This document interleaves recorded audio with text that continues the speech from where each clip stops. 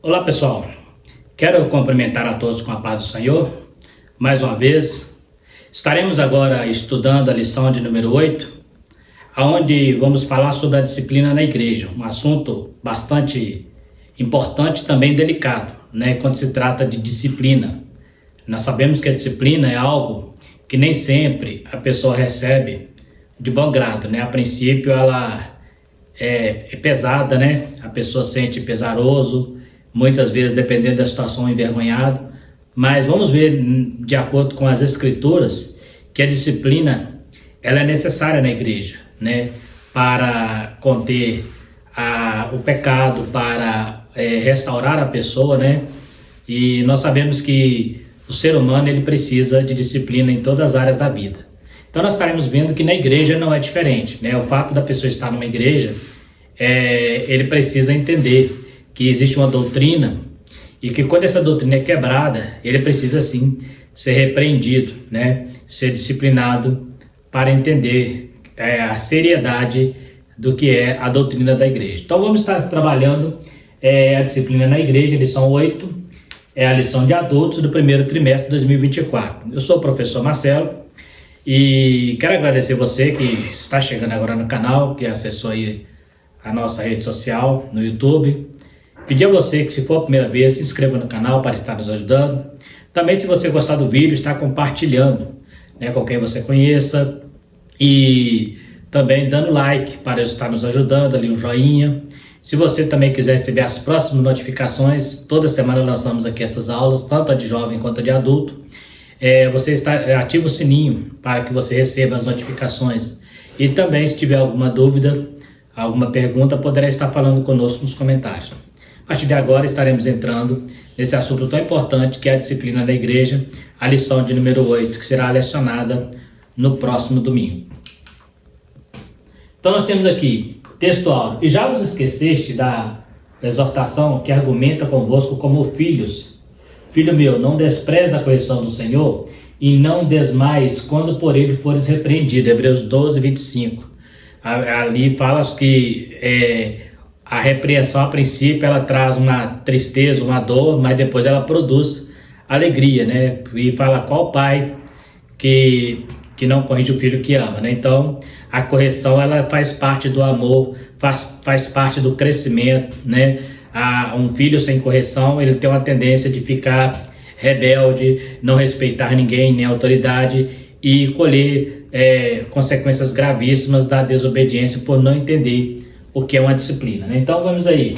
A disciplina cristã é uma doutrina bíblica necessária, pois permite ao crente refletir o caráter de Cristo, ou seja, seguir a Cristo, sua doutrina. Nós estaremos vendo mais adiante aqui que existem algumas igrejas que até contra essa ideia de disciplinar crentes. Nós vamos trabalhar isso com muita cautela, com muita sabedoria, entendemos, que não adianta a pessoa estar numa igreja se ele não quer seguir a doutrina.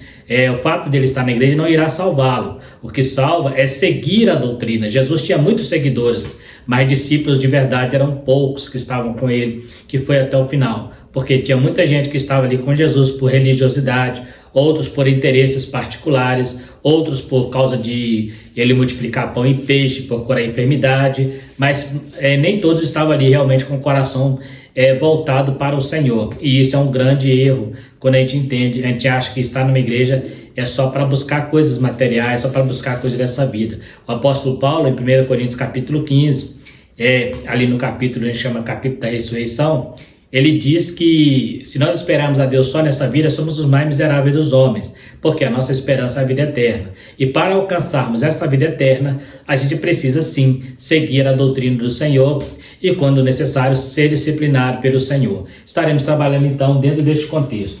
A nossa introdução diz assim: nesta lição, estudaremos sobre a prática da disciplina na igreja. Embora seja muito necessária, a disciplina como prática da igreja cristã vem sendo esquecida e negligenciada por muitos. Ora, uma igreja que não corrige seus membros perdeu a sua identidade, não passando de um mero grupo social.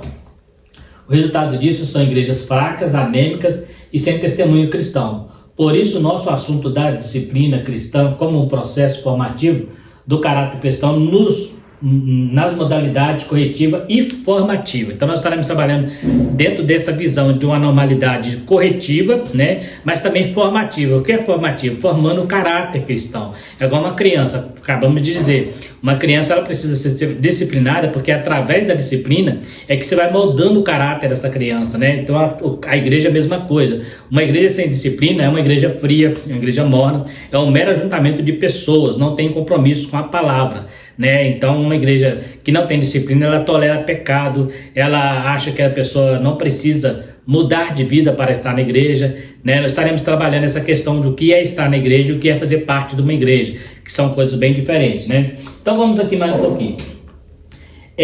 A necessidade da disciplina. Por que precisa de disciplina? A primeira coisa é porque Deus, né? Nós temos aqui em Levítico a palavra Kadosh, Deus é santo, então para segui-lo precisa seguir a santidade.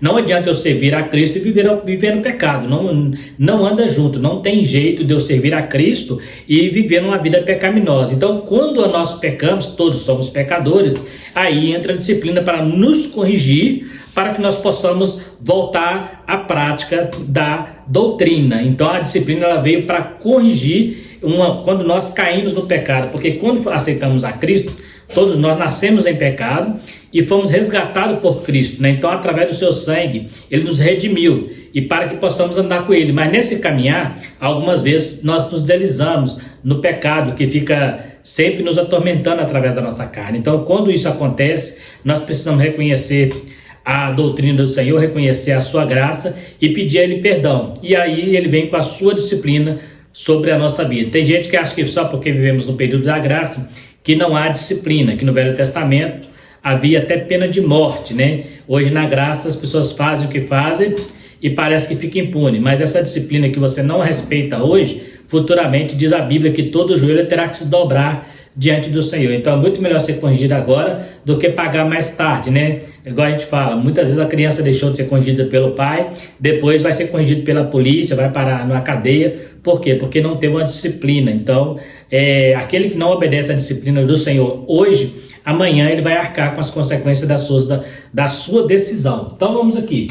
A santidade de Deus é um dos motivos da disciplina, pois a sua santidade não tolera o pecado.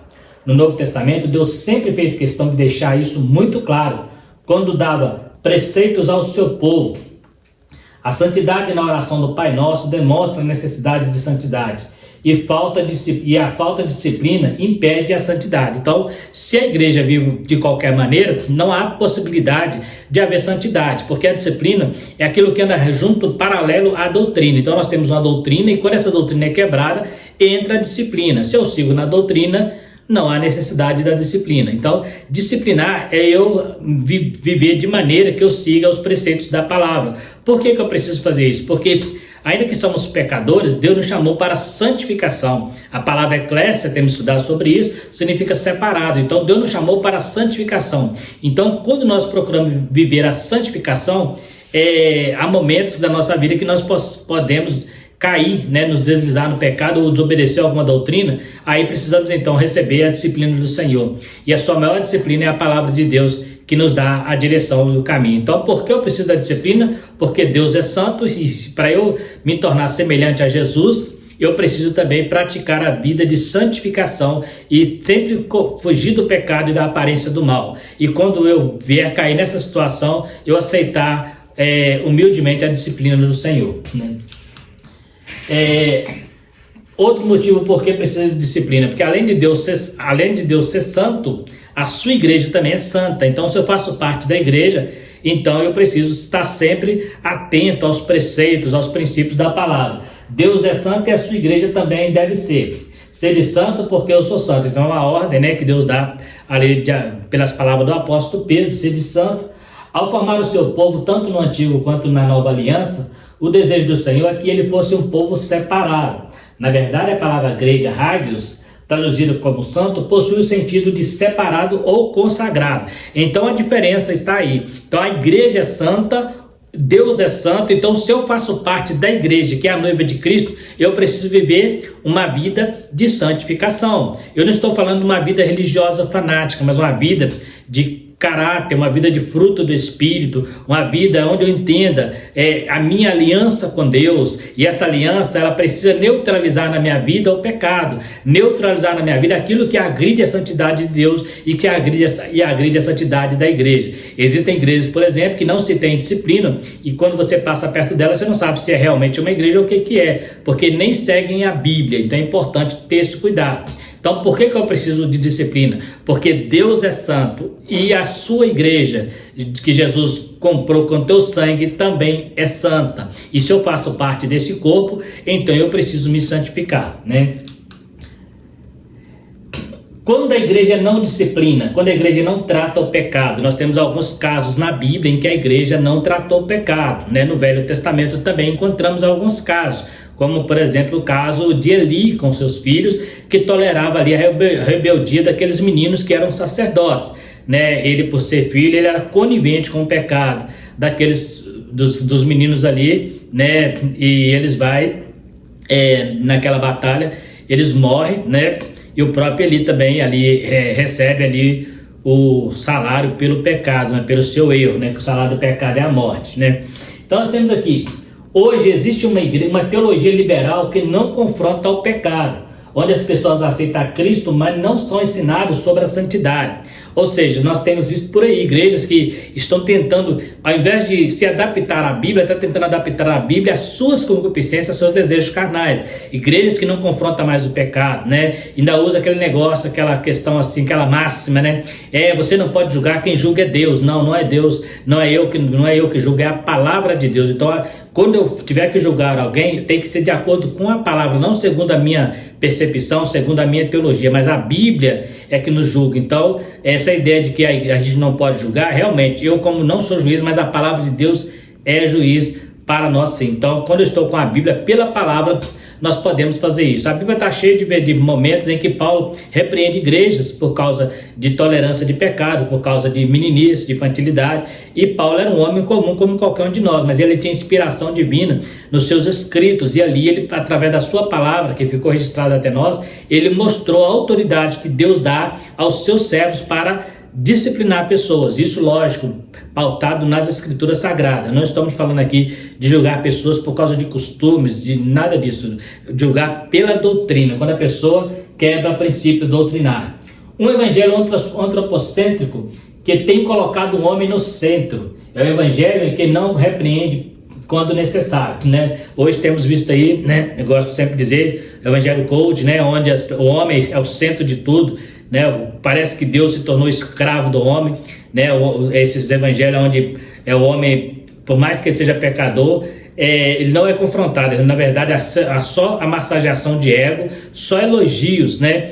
Para pessoas que precisam ser confrontadas. Às vezes o camarada está de mal do vizinho, tá de mal do patrão, tá brigado marido e mulher, chega lá na igreja lá, o pregador fala, você é o centro de Jesus, né? Igual eu vi pouco tempo, né? Ou seja, o centro de Jesus não pode ser uma pessoa pecaminosa, né? Porque o centro da palavra de Deus é Jesus Cristo, ele é o centro de todo o universo. Então é nele que nós temos que nos espelhar, não é o contrário, não é ele que é o nosso, não é nós que somos o centro dele, não. Nós somos primícia da criação, mas perdemos esse privilégio quando Adão peca, damos a natureza pecaminosa. Então Jesus veio para resgatar. Então o centro do evangelho sempre será Jesus Cristo e a redenção sempre será a cruz de Cristo. Não é as boas obras, não é o homem bonzinho, mas é a cruz de Cristo que é o centro da nossa redenção.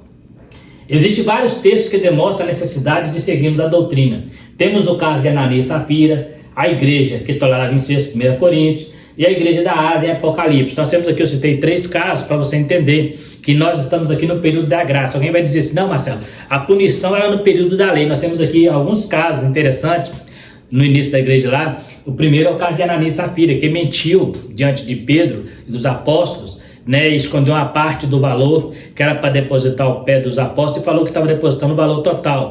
Pedro falou assim, você poderia ter guardado, você não tem obrigação de ter dado. Mas o problema é que ele subestimou a santidade da igreja, subestimou a santidade do Espírito Santo, subestimou a santidade dos apóstolos. E eles parecem que não entendiam que o Espírito Santo estava ativo naquela igreja. Então eles mentiram, e por causa da mentira, eles pagaram com a própria vida. Consertaram em casa, inclusive, não foi algo assim acidental, foi premeditado, né? Então houve ali uma punição com a morte. Temos o caso de 1 Coríntios, onde Paulo entrega, né, o homem, ele fala, já entreguei para Satanás, para quebrar a carne, o homem ali que praticava adultério com a madrasta, né? Então, e a igreja de Corinto sabia do caso, mas ficava ali, tipo assim, pano para ele, deixando as coisas acontecer. E Paulo repreende aquela igreja, né? Para vocês estarem inchados por causa da vossa jactância. Não é boa a vossa jactância. Então, Paulo começa a repreender a igreja, chama eles de carnais, e manda expulsar, tirar este rapaz.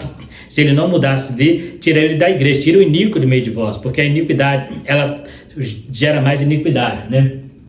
E nas igrejas da Ásia nós temos ali vários exemplos de o Espírito vindo às igrejas falando, tenho contra ti, né? É o evangelho do amor, é o evangelho da graça, é o evangelho da misericórdia, mas ali está Deus falando, tenho contra ti, que tolera Jezabel, que tolera a doutrina de Nicolaitas, tenho contra ti, então assim, que deixaste o teu primeiro amor. Então nós temos ali uma exortação, uma disciplina para aquela igreja, para assim, cuidado, para que não virei a ti e tirarei você do castiçal. Tenha cuidado, fique atento, volta ao primeiro amor antes que eu venha e traga a punição, porque primeiro vem a disciplina. A disciplina é te mostrar o que você tem que fazer para voltar para o caminho, mas se você não obedecer, aí você vai ser disciplinado, ou seja, vai ser excluído, né? Uma palavra forte, mas é uma dura verdade. Às vezes você pensa assim, eu não vou ser excluído da minha igreja, mas já está excluído do céu, porque o céu não aceita pecado, né? Não há como você entrar no céu em pecado. Então, se você não larga o teu pecado, pode estar na igreja,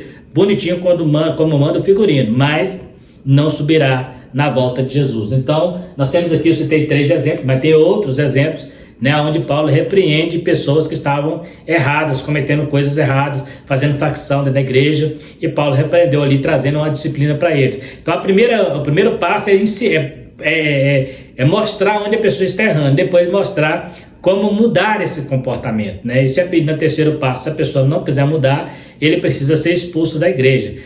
Marcelo, isso é muito pesado, isso é muito... Mas o próprio Jesus, ele fala isso, né? Que se um irmão pecar contra ti, vai até ele e você pede ele perdão. Se ele não for, leva mais uma testemunha. Se não for, se ele não aceitar, leva a igreja. Mas se ele não aceitar nem pela igreja, tenha ele como ímpio, né? Não pode por se expulsar da igreja organização, mas da igreja organismo ele é expulso, daquela igreja invisível que nós temos falado aqui, ele é expulso. Ele pode estar numa organização, na igreja local, mas no reino de Deus ele não está ligado, ele é desligado por causa do pecado, porque não aceitou a exortação, a disciplina. Israel foi parar no cativeiro exatamente por causa disso, por não aceitar a disciplina dos profetas, né? O propósito da disciplina na Bíblia: manter a honra de Cristo. Então nós vimos aqui por que a igreja precisa ser disciplinada, por que nós precisamos de disciplina, né? Porque a igreja é santa, porque Deus é santo, né? E o pecado agride a santidade de Deus. Agora nós temos aqui qual é o propósito da disciplina. O primeiro propósito é manter a honra de Cristo. Cristo ensinou a verdadeira doutrina, a verdade, e não tem como eu andar na mentira e falar que sou servo dele, eu estarei escandalizando. Pedro fala que se conheceu o evangelho e eu sair fora dele, melhor nem conhecer. Antes seria melhor amarrar uma pedra de moinho no pescoço e lançar nas profundezas do mar. Por quê? Porque o problema da pessoa não seguir o evangelho não é só pessoal, mas ele atinge pessoas à sua volta. O escândalo, né? Hoje se vai pregar o evangelho, o que mais impede a pregação do evangelho não é nem o pecado, mas é o escândalo de homens e mulheres que se declaram homens de Deus, trazendo escândalos terríveis, pastores na mídia brigando por causa de igreja, por causa de ministério, por causa de assuntos teológicos, né? Aquelas brigas chamando um ou outro de seita, aquela briga sem sentido que não leva a lugar nenhum, né? E aí uma pessoa que não é crente acessa ali o canal para assistir uma boa pregação, tá vendo um pastor xingando o outro. Então muitas vezes esse comportamento, né, eu estou falando da mídia, mas sim acontece no dia a dia, né? O comportamento negativo desonra a Cristo, por isso precisa ser disciplinado. Se tem um irmão na igreja, ele não quer respeitar a igreja, o mundo precisa entender que ele está ali, mas ele não faz parte da igreja. Mas por quê? Porque se o mundo entender que ele faz parte da igreja, do jeito que ele está agindo, aquela pessoa nunca vai vir para a igreja. Porque a igreja que aceita tudo, eu estou melhor do jeito que eu estou então. Então, por isso que é importante. A igreja não pode deixar de tratar pecado de seus membros. Quando isso não acontece, o nome de Cristo é blasfemado, está em Romanos capítulo 2, 24. Ou seja, as pessoas começam a murmurar, lá diz que é crente, lá diz que serve a Deus, né? Diz que foi transformado. Então começa a trazer escândalo, e esse escândalo impede o progresso da obra de Deus na comunidade. As pessoas começam a fugir dos crentes desta igreja. Então desonra o nome de Cristo. Nós somos testemunhas da verdade. Então não podemos, em momento algum, permitir na igreja alguém que vive no pecado e não quer mudar de vida, né? Então o mundo lá fora, ele precisa entender que aquela pessoa está naquela igreja, talvez até está sendo tratado, mas ainda não faz parte do membro, não é membro daquela igreja. Por quê? Porque a pessoa precisa vir para a igreja entender que é uma igreja séria e que o pecado não é tolerado nessa igreja. Muitos líderes, para manter uma igreja cheia, têm deixado de tratar o pecado para não espantar seus membros, né? Está mais preocupado com a membresia do que com a alma daquela pessoa. Quando eu passo a mão na cabeça de alguém que precisa ser tratado, eu estou condenando essa pessoa ao inferno, né? Eu citei agora há pouco, quando o pai deixa de corrigir o filho cresce rebelde, passa a não respeitar os adultos, e mais para frente a própria polícia tem que dar aquele couro que o pai não deu. Então, muitas vezes, né, é necessário que haja tratamento, né? Uma igreja que não trata seus membros, né, tá vendo a pessoa no pecado e acha que está tudo certinho, ainda mais quando coloca para fazer algum trabalho na igreja, um louvor, né, pregar, e a pessoa está ali pregando, entra uma pessoa que conhece ele, sei lá, mas aquele pregador, daquele jeito, né, mas aquele camarada tem uma vida dissoluta, né, e é um pregador. Então assim, a pessoa não vai aceitar a Cristo, então impede a pregação do evangelho. Então a igreja precisa tratar de seus membros, mas tem pastores que eles não estão preocupados em tratar o membro. Chega até a dizer, não, eu não estou aqui para julgar ninguém, estou aqui para pregar o evangelho, mas o evangelho de Cristo, ele traz disciplina. A gente precisa entender isso. O evangelho de Cristo não é só promessas, não é só promessas de vida eterna. O evangelho de Cristo também traz disciplina, traz punição, né? Igual o profeta Isaías começou lá no seu livro, ai de mim, nós temos o ai lá em Apocalipse, ai da terra, porque chegou o dia da grande ira. Então vai chegar um dia em que as portas da graça vão fechar, e aquele pastor que não tratou seus membros, que não tratou a sua membresia, que deixou o pecado ali camuflado, esse pastor vai ter que prestar contas a Deus, e aquela pessoa também. Por quê? Porque diante de Deus a prestação de conta é individual. Não adianta eu chegar lá e falar assim, eu estou assim porque não me ensinaram. Não vai ter jeito. A prestação de conta vai ser individual. Mas o pastor que cuida de uma igreja, ele vai prestar conta da sua vida e daqueles que ele não tratou, que ele deixou ali no pecado, né? Achando que estava tudo normal. Precisamos entender que o evangelho veio para confrontar o pecado e encher o céu e não a igreja. Então não adianta ter uma igreja lotada de pessoas que não têm Deus, que uma igreja lotada de pessoas de religiosos. Jesus falou sobre isso, e quando ele falava com os fariseus, vocês estão na cadeira de Moisés, vocês têm a lei de vós, suas aí, fica ensinando os outros a fazer as coisas, mas vocês mesmos não praticam, né? Vocês não colocam nem o dedo. Então, e Jesus falou assim, são sepulcros caiados, ou seja, parece bonito por fora, mas por dentro é morte, né? Isso que Jesus estava dizendo ali. Existem muitas igrejas cheias de pessoas vazias. Afinal de contas, pecado e santidade não andam junto. Então, não tem como a pessoa viver em santidade se ele vive na prática do pecado. Aí você diz assim, Marcelo, mas todos nós somos pecadores remidos. Nosso pecado, quando acontece na nossa vida, é acidente, tem que ser acidental. Eu tenho que ter vergonha, eu tenho que reconhecer que eu errei e me arrepender todos os dias. Agora, quando o pecado na minha vida se torna uma prática contínua, uma prática que para mim já não me machuca mais, como uma música, né? Quando o pecado já não dói mais, eu tenho que rever conceitos, eu preciso ficar atento. Por quê? Porque pecado e santidade não andam junto. Ou eu vivo santo, ou eu vivo no pecado. Não tem como andar no meio caminho, né? Jesus falou assim, eu sou o caminho, a verdade e a vida. Então é através de Cristo. Então existem muitos líderes que eles não querem, porque eles entenderam no evangelho agora mais moderno, num evangelho progressista, numa teologia liberal, de que dá a impressão que Deus vai salvar todo mundo, basta só estar dentro da igreja dele.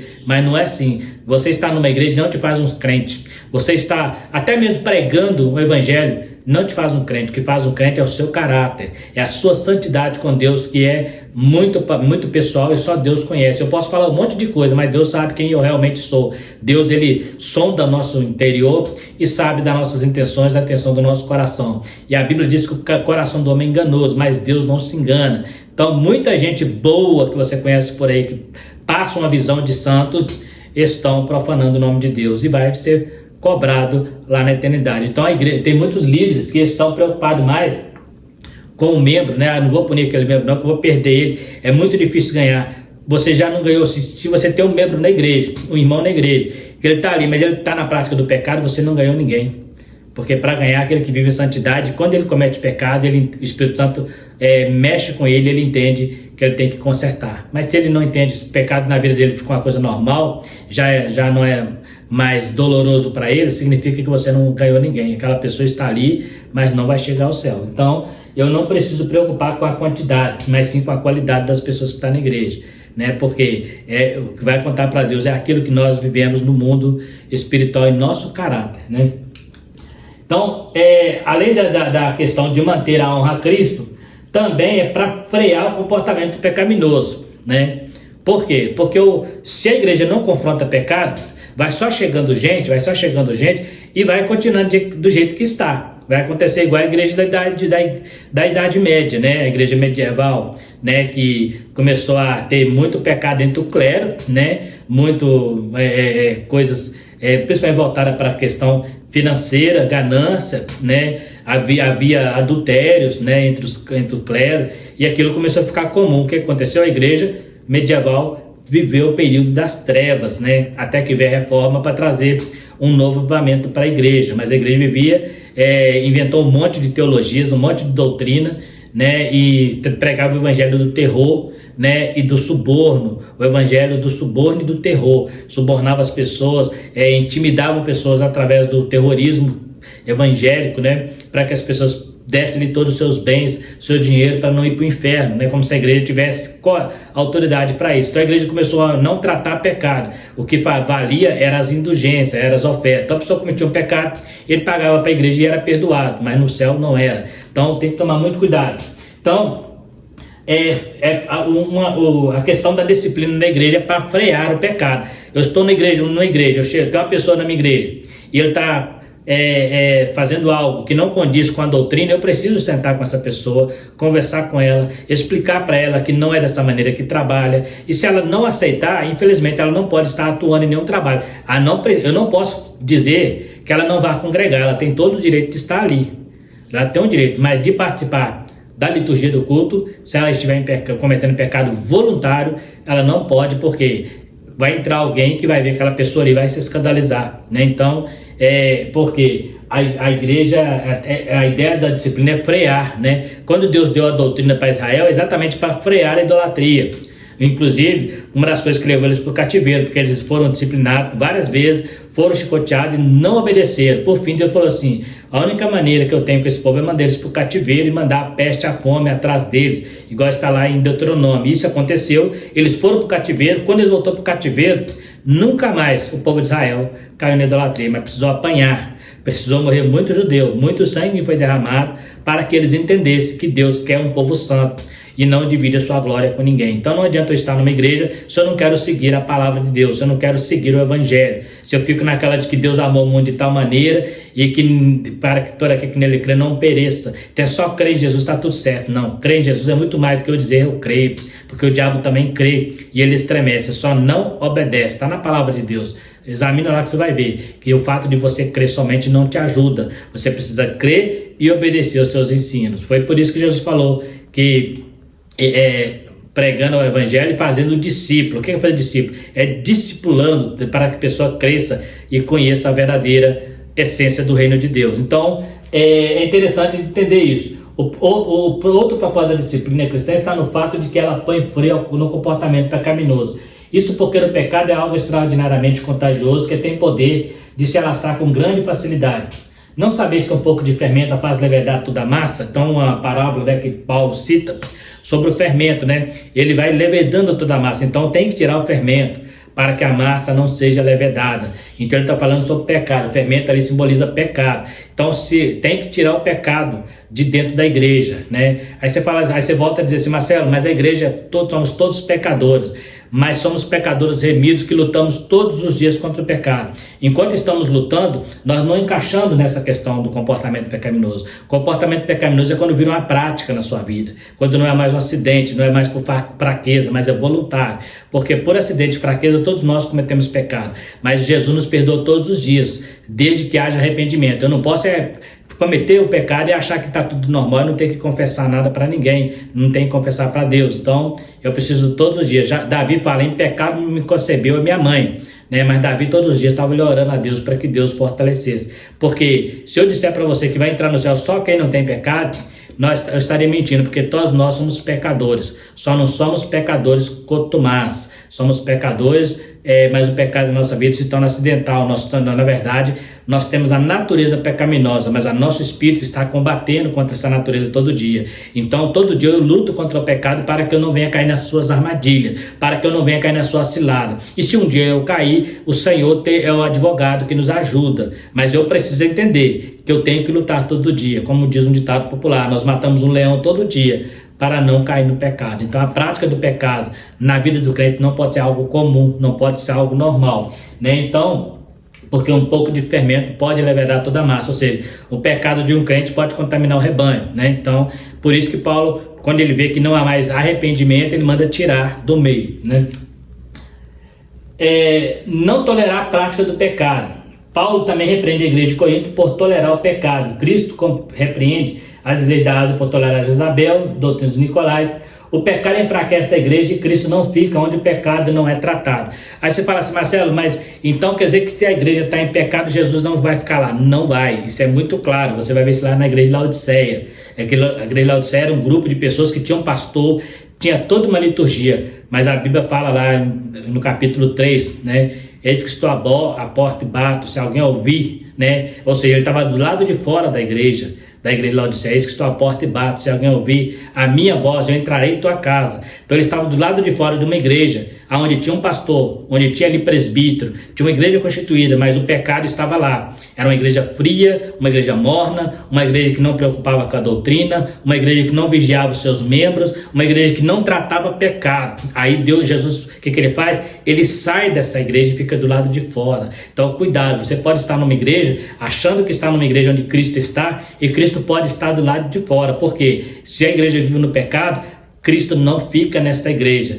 Ah, Marcelo, mas que tipo de igreja? É igreja de organização, porque a igreja é organismo, Deus conhece os seus. Mas se tem um grupo de pessoas reunidas, Jesus falou assim, onde tiver 2 ou 3 reunidos no meu nome, no meu estarei de vós. Ali temos a igreja constituída. Mas quando passa a não ser mais reunido no nome de Jesus, eu estou aqui no nome de Jesus, mas estou cometendo coisas erradas, estou fazendo coisas que não agrada a ele. Se não agrada a ele, ele sai fora, já não está mais o nome dele. Então é importante ter esse cuidado, né? A igreja que tolera pecado, eu tenho aqui uma frase que eu trouxe de John Bunyan, que é aquele escritor do livro Peregrino, que ele fala umas palavras interessantes. Ele fala, o pecado é um desafio à justiça de Deus, um roubo à sua misericórdia, um zombar de sua paciência, um desprezo ao seu poder e um desdém ao seu amor.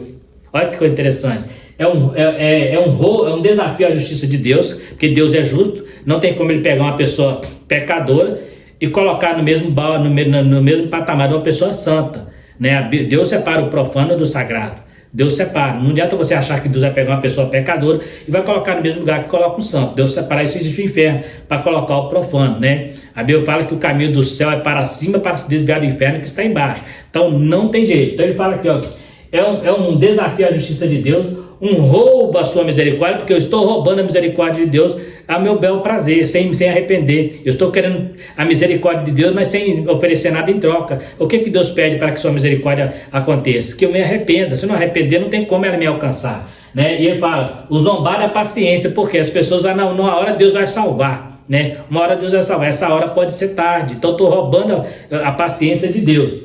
E um desprezo ao seu poder de condenar, de salvar, mas também de condenar. E um desdém ao seu amor. O que é desdém? É exatamente o que nós falamos. Igreja que só pauta no amor de Deus. Esquece que Deus tem a sua justiça também, né? Então não fica nessa que só porque Jesus é amor. João 3,16, Deus amou o mundo de tal maneira que deu o seu Filho unigênito, para que todo aquele que nele crê não pereça, mas tenha a vida eterna.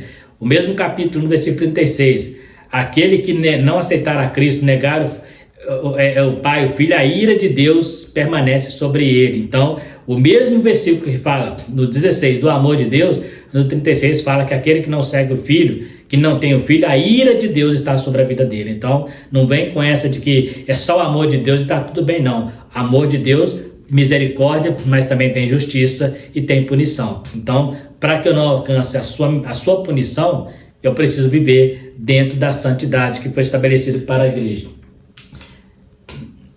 As formas de disciplina na Bíblia. Nós temos aqui algumas formas que estaremos trabalhando, né? Porque hoje existe algumas cautelas que são tomadas, outras pessoas até questão de medo, né? De processo. Hoje é muito complicado, né?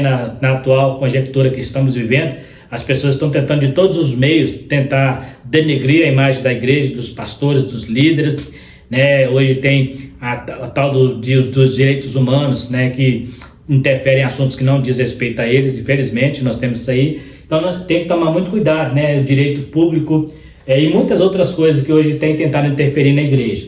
A disciplina é um meio usado pelo próprio Deus para manter o seu povo no caminho. Ela não tem intenção de matar, mas de corrigir um erro. A igreja precisa entender que a disciplina deve ser pautada na misericórdia, amor e justiça de Deus. Então, nós acabamos de falar aqui do John Bunyan, né? A misericórdia primeiro, o amor de Deus e, em último caso, a justiça. O que é a justiça? É punir o que realmente tem que ser punido, né? Se não aceitou, não se arrependeu, a igreja precisa entender isso. Então, a igreja precisa ter essa visão. A disciplina ela é usada, não é para matar a pessoa, não é para, na verdade, é para mudar a pessoa, para que essa pessoa cresça, porque na verdade, quando você cobra o pecado, automaticamente você está matando essa pessoa, porque se a pessoa está na igreja enganada, ele não vai para o céu, então ele vai ter a morte eterna. Então é muito melhor tomar uma chibatada agora do que na eternidade. É muito melhor corrigir o filho agora, enquanto está criança, enquanto está no seu domínio, do que depois que cai lá fora, que perde o controle. Então, muitas vezes a gente pensa assim, mas se eu disciplinar ele, vai desviar. Não, ao contrário, se ele continuar com o pecado, ele já está desviado dentro da igreja. Não vai desviar, não é o fato de sair da igreja que vai falar que ele é desviado, não. Muita gente está dentro da igreja, mas está fora da igreja de Deus. Muita gente está dentro da igreja, mas não faz parte do corpo. Por quê? Porque ele vive na prática do pecado. E o pastor, o homem de Deus, o anjo da igreja, precisa detectar isso e tentar de todas as formas resgatar essa pessoa antes que seja tarde demais. Então, observa que Paulo ele tratava as igrejas, mas tinha momentos em que ele pegava pesado. Por quê? Porque tinha pessoas que não respeitavam, né, a autoridade de Paulo, e ele precisava. Quando ele comenta lá na carta a Timóteo, no capítulo 4 da segunda carta, ele fala que tinha uns camaradas lá que andou com ele, que deu muita dor de cabeça para ele, que fez ele sofrer muito. Ele chama Alexandre Latueiro, daí fala assim, manda até evitar. E depois ele escreve também, né, ao homem hérege, depois de uma exortação e outra, evita-o. Então, não é para estar com ele, porque vai atrapalhar o segmento do evangelho. Então, a disciplina, grave aí, a disciplina existe. Ela existe, é necessária para crescimento, ela é necessária para resgatar, ela não tem intenção de matar. O que mata é continuar no pecado, o que mata é não respeitar a disciplina, o que vai matar é a pessoa não obedecer à disciplina, não aceitar ela vindo de Deus. Isso é que vai matar, mas a disciplina não vem com a intenção de matar. Então nós temos aqui que ela deve ser pautada na misericórdia, no amor e na justiça de Deus. A disciplina na igreja, eu coloquei aqui, a disciplina na igreja é necessária, está em Atos capítulo 3, versículo 1 a 11, Romanos 16, 17. A disciplina é uma bênção, 1 Coríntios. Jesus falou da disciplina, quando ele fala, eu citei, quando ele comenta sobre o irmão que está brigado com outro irmão para levar até a igreja para consertar. Depois você lê lá em Mateus 18, 17, 15 a 17, a disciplina no lar versus igreja, Hebreus capítulo 12, né? 5 a 11, temos também 12, 10, 25 ali fala não deixando a congregação. Congregação fala de ajuntamento de eclésia, do povo separado. Então nós temos aqui alguns parâmetros mostrando a necessidade da disciplina da igreja. No hebraico, a palavra mossas, ou mossas, né, que aparece no Salmo 50, 17, onde fala no sentido de, ela vem no sentido de laços ou algemas. Já no grego, a palavra é paideos, né, que significa educar ou instruir. Essas duas palavras lá no Salmo 50, 17, ela vem no sentido de algemar. O que é algemar? É exatamente quando a pessoa fica preso pela doutrina, né? É um sentido de prender a pessoa até ele poder andar sozinho, até ele não ser mais perigo, né? Quando você algema, por exemplo, um bandido, por que ele é algemado? Porque ele oferece risco para a sociedade. Quando ele é liberto do seu crime, ele pode ser tirado das algemas. Então a disciplina é como se fosse essa algema, que algema a pessoa até ele aprender que ele precisa, até ele aprender, melhor dizendo, até ele valorizar a sua liberdade. Então ela tem nesse sentido. Lá no 50:17 fala que o ímpio, ele odeia a correção, odeia a disciplina. Então é importante você ter essa visão do que é a disciplina. A disciplina é você como se estivesse prendendo alguém debaixo de uma doutrina. E é isso mesmo, Marcelo, mas é voluntário. Não, é voluntário você aceitar a Cristo, você tem livre-arbítrio, mas quando você aceita a Cristo, tem que seguir os seus preceitos, é como se você fosse algemado. É isso que Paulo diz: eu sou escravo do Senhor, né? Paulo fala: eu sou escravo do Senhor, porque ele se sentia algemado pelo amor de Deus. Então é bom você entender o que significa. No hebraico, né, a palavra Moisés, né, Mosé, e no grego paideos, né, que significa algemar, né, ou prender, né, no sentido de segurar a pessoa. Então essa é a função da disciplina, é para segurar a pessoa dentro de uma doutrina cristã. Disciplina como forma de restauração. Então nós vemos ali que ela tem uma forma de, né, voltar aqui, ó, voltando um pouquinho. Disciplina como modo de correção. Agora nós temos ela como forma de restauração. Então o primeiro é corrigir, né? Corrigiu, agora vamos trazer a restauração. Então eu preciso mostrar o caminho para a pessoa voltar ao caminho que ele saiu, né? A palavra grega katarizo, que significa traduzir, traduzido como encaminhar, denota o sentido de levar a pessoa ao caminho de conserto. Encaminhar, né? Encaminhar essa pessoa, leva ela de novo para o caminho que ela estava. É fazer com que as pessoas entendam que precisa retornar antes que seja tarde demais. O salmista disse que o ímpio odeia a correção, ou seja, o arrependimento é uma demonstração de santidade. Então, quando a pessoa se arrepende, ele demonstra a santidade. O salmista, ele fala que o ímpio odeia a correção, Salmo 50, versículo 17, mas quando a pessoa se arrepende, ele, por mais que machuque, por mais que dói, mas ele vai entender lá na frente, né? Quantos de nós não tomamos umas boas varadas e hoje nós alegramos porque os nossos pais, né, nos corrigiram e nos formou nosso caráter através da disciplina, da correção, mostrando que isso não pode, que isso pode, isso não pode. Então a disciplina vem mostrando que você não deve fazer, né? Então ela vem no sentido também de restaurar a pessoa. Então presta atenção, ela não tem intenção no momento algum de matar. Aí eu coloquei aqui alguns pontos importantes quando você vai, né, principalmente para um pastor, um líder. Característica de um bom conselheiro ou prática de um confessor, né? A gente chama isso de prática de confessor na teologia. Quando você vai aconselhar uma pessoa, a primeira coisa que você tem que apresentar para essa pessoa, a característica do conselheiro é a característica de um pai. O pai, ele vai com amor, com caridade. O pai, ele corrige o filho porque ele quer ver seu filho bem, ele quer ver seu filho bem na sociedade, ele quer que seu filho se transforme numa pessoa de bem. Então o pai, por mais que ele bata no filho, ele não bate com raiva, ele bate para que o filho entenda, né? Ele dá a chicotada ali, as varadas, melhor dizendo, mas a intenção é para que o filho não tenha que apanhar lá fora, né? Então a primeira coisa é o amor, então corrija com amor. A segunda coisa que o bom conselheiro faz, depois de ele ser o pai, ele também tem que ser o médico. O que é o médico? É aquele que leva a cura. Depois que ele corrigiu, ele vai trazer o remédio para curar a ferida, para a pessoa entender: olha, você fez isso, eu te disciplinei, mas tem uma solução para você, né? A palavra de Deus traz o caminho certo, volta para o caminho. Então eu estou trazendo a cura para essa pessoa. Você precisa entregar sua vida a Jesus. Quando o pecado bater a porta, clame ao Senhor para Ele te dar força, para você não cair no pecado. E depois o mestre, que é o mestre? O mestre é aquele que vai trazer o ensino. Então depois que você ensinou para a pessoa, trouxe a cura, agora ensina essa pessoa, leva essa pessoa para o caminho, começa a discipular essa pessoa, né? Então esse é o papel do bom conselheiro. Ele começa a ser o mestre dessa pessoa e até dizer como Paulo: sede meus imitadores, como também eu sou de Cristo. E depois tem a última que é a mais pesada, que é a de juiz. Como que é o juiz? Você vai julgar a causa da pessoa. E muitas vezes o julgamento pode ser uma sentença, né? Tem que tomar muito cuidado com isso. Pode ser uma sentença condenatória ou absolver, né? O Paulo tem alguns casos que ele falou, eu já entreguei para o diabo, né? O caso da igreja de Corinto, eu já entreguei esse cara para o diabo. Então por quê? Porque o camarada se orgulhava de fazer o que fazia, a igreja ainda cobria aquilo aí, não havia arrependimento. Então enquanto não há arrependimento, aí o conselheiro entra como um juiz, eu vou julgar a sua causa de acordo com a palavra, porque tem gente que fala assim, mas você não é juiz. O próprio juiz de direito, ele julga baseado na lei, não é baseado no que ele sabe, no que ele tem, é nos conceitos nos princípios dele. Ele julga baseado na lei, segundo artigo tal, você está condenado. A mesma coisa o conselheiro, quando a pessoa não arrepende, no caso um pastor de uma igreja precisar excluir uma pessoa do hall de membros, não da igreja, mas do hall de membros, quando ele entrar no papel de juiz, é porque essa pessoa já passou por todos esses caminhos aqui. Ele já foi o pai dessa pessoa, já foi o médico, já foi o mestre.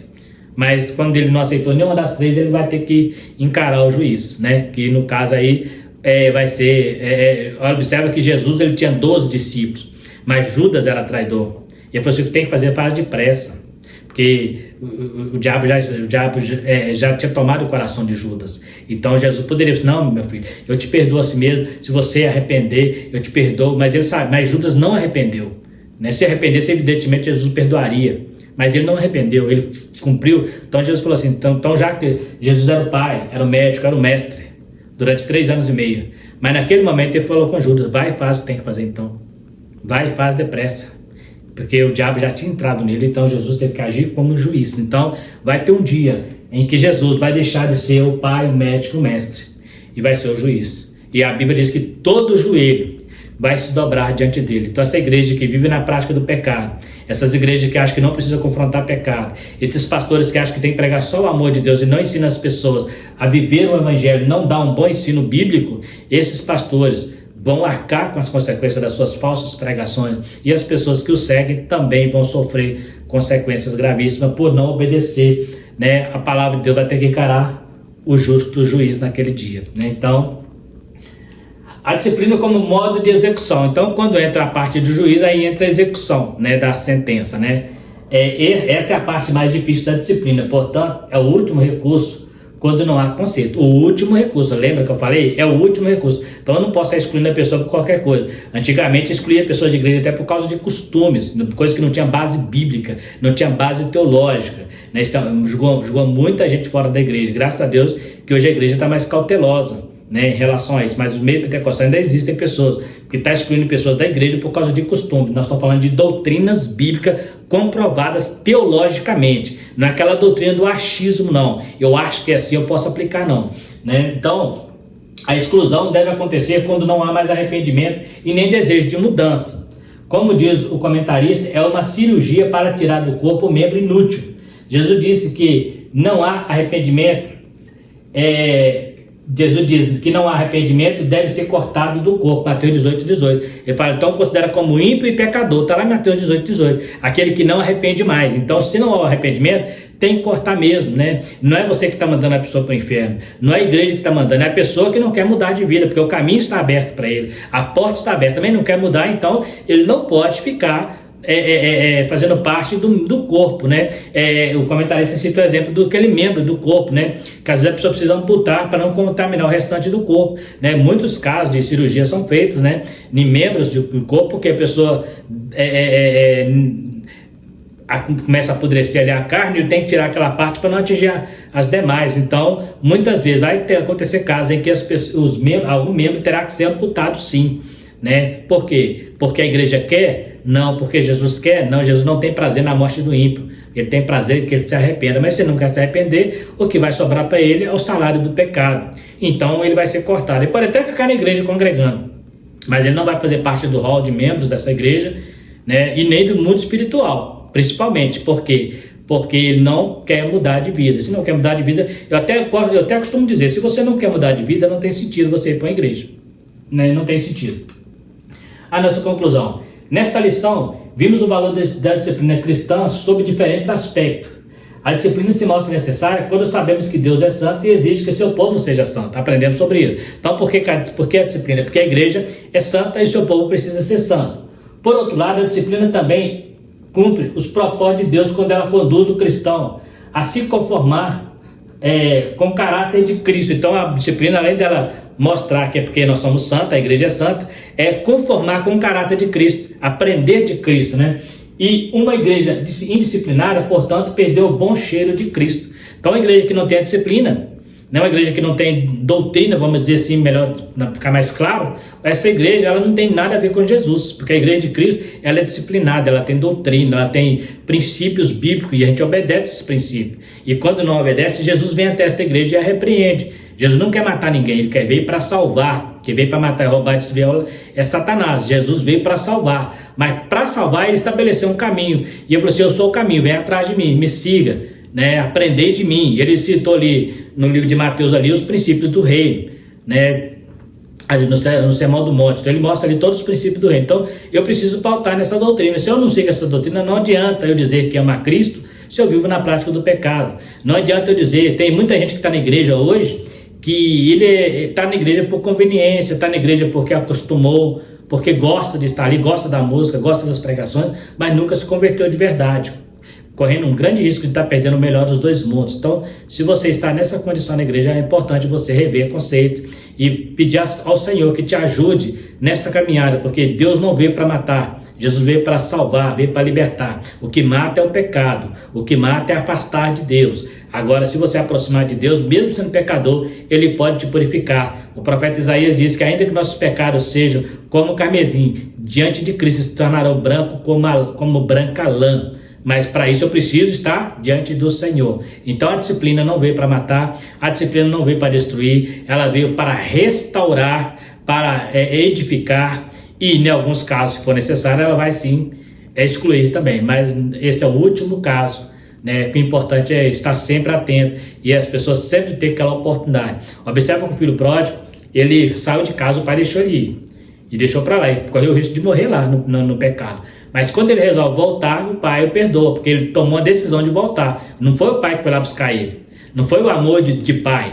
O amor de pai foi quando ele voltou. Aí o amor de pai estava lá esperando ele, mas o amor do pai não comunga com o pecado. Então tira essa ideia da cabeça, alguns pregadores por aí, de que o amor cobre pecado. Não, amor não. O amor não cobre pecado, não. O amor ele te liberta do pecado e mostra que você precisa seguir a Cristo. Então, para amar a Cristo, precisa andar como ele andou, viver a sua palavra. Então está mais uma lição falando sobre a disciplina na igreja, a importância dessa disciplina e o cuidado também para quando disciplinar alguém, não use costumes bíblicos, costumes locais, culturais, Às vezes você vai disciplinar uma pessoa porque ela não faz alguma coisa que a sua igreja gosta que faz, mas não tem uma base bíblica, você pode estar cometendo um grande erro, No passado, muita gente foi excluída de igrejas por causa de aparelho de televisão, Hoje a maioria das igrejas tem, Eu vivi essa época em que eu vi muita gente sendo excluída de igreja porque tinha televisão dentro de casa. Hoje todas as igrejas têm, A maioria das igrejas tem um aparelho de televisão, os pastores, inclusive os que excluíram, muitos deles hoje têm. Então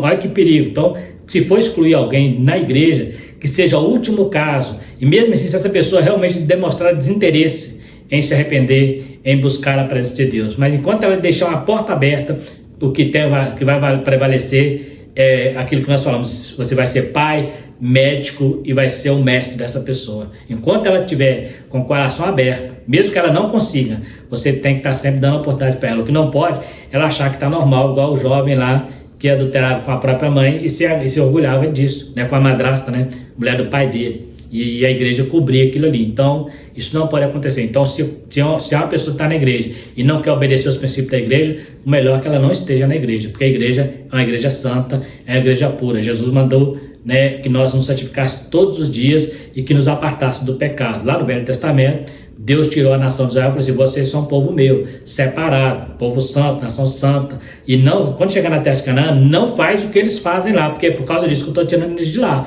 por causa do pecado. Então Deus, da mesma forma, Deus vai tirar a igreja do mundo por causa do pecado. Então vai tirar uma igreja santa, lavada e remida no seu sangue. Então ele não vai levar pessoas que estão na prática do pecado, senão ele teria que levar o mundo inteiro. Se nós pegássemos por aí que o amor de Deus salva todo mundo, então Deus salvaria o mundo inteiro, não precisaria nem da cruz. Porque Deus é amor, então ele salvaria o mundo inteiro de qualquer maneira, no pecado ou não. Mas não é essa a verdade, não é este o evangelho. É o evangelho de Cristo, é o evangelho de amor, é o evangelho de restauração, de edificação, mas também é o evangelho de juízo. E você vai encontrar isso bem claro nas cartas de Paulo e no livro de Apocalipse, onde Deus vai tratar com o pecador que não quis aceitar a mensagem do Evangelho. No mais, está aí mais uma lição importante, onde aprendemos sobre a disciplina. Quero agradecer você que ficou até o final do vídeo, que assistiu a aula com a gente aí. Pedir a você que não é inscrito, se inscreva para estar nos ajudando. Se você gostou também, compartilhe, né?